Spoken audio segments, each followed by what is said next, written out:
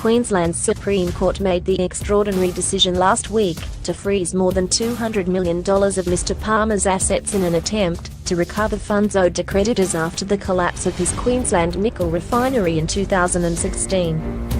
Mr. Palmer appeared on the ABC Current Affairs show last night to explain himself, and the fiery interview opened with Sales asking the mining magnate if he felt a sense of shame for not paying what was owed to his Queensland Nickel workers, who still haven't been paid 2 years after they lost their jobs. "Well, I don't owe them any money, that's the reality of it," Mr. Palmer said. "It's not that I can't pay people, it's that I don't owe people. I am going to make sure that the administrators pay the people for the unconscionable behavior they did. The media can have all the hype they want in the world. They have found nothing against me." There went head-to-head as Sales attempted to ask Mr. Palmer a second question. "I would like to address the point you just raised, and then you're free to make another point," Sales said. "No, I'm free to say what I want to. I haven't finished answering your question, and if you want me to continue the interview, I suggest you keep quiet," Mr. Palmer said.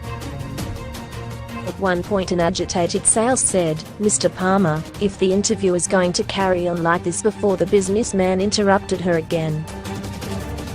Mr. Palmer defended his decision to pay his fugitive nephew, former Queensland Nickel director Clive Mensink, $4,000 a week, while 800 former Queensland Nickel staff claim they are still waiting for payment.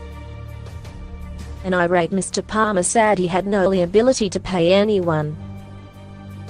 "As you know, I have assets of $2.9 billion here in Australia," he told Sales. "I've never moved any assets offshore. I support this country. I believe in the people." Mr. Mensink fled to Bulgaria after the collapse of Queensland Nickel. He was tracked down by News Corp after a year-long investigation. "It's my money, he's my nephew. If I want to pay him $1 million a week, I will. I've earned my money hard, I haven't borrowed from anyone, I've got no mums and dads investors," Mr. Palmer said. On numerous occasions, Mr. Palmer has said he's the victim of a political witch hunt, a point he hammered home again. "This is all about a witch hunt, about me as an Australian daring to challenge the two ruling parties of this country, who work hard to keep you, the people of Australia, down. It's a political witch hunt," he said. Clapping back at the mining magnate's claim about the Labor and Liberal Party, Sales said he was making a patently ridiculous suggestion. "You're making a fantastic claim there, that there's some sort of gigantic conspiracy that involves both major political parties, the Queensland Supreme Court, private creditor and investor firms, and presumably the media as well. It's a patently ridiculous suggestion, is it not?" Mr. Palmer quickly returned fire, telling the ABC host she should replay the tape. "No, it's not, because I haven't made the suggestion about the court like you say. You're just not telling the people the truth. If you play the tape back you'll see that I attack the administrator, the two current status quo political parties and the receiver," he said. "All I'm saying to you is there's been no one in Australian history that's had the scrutiny that I've had by the media and other people."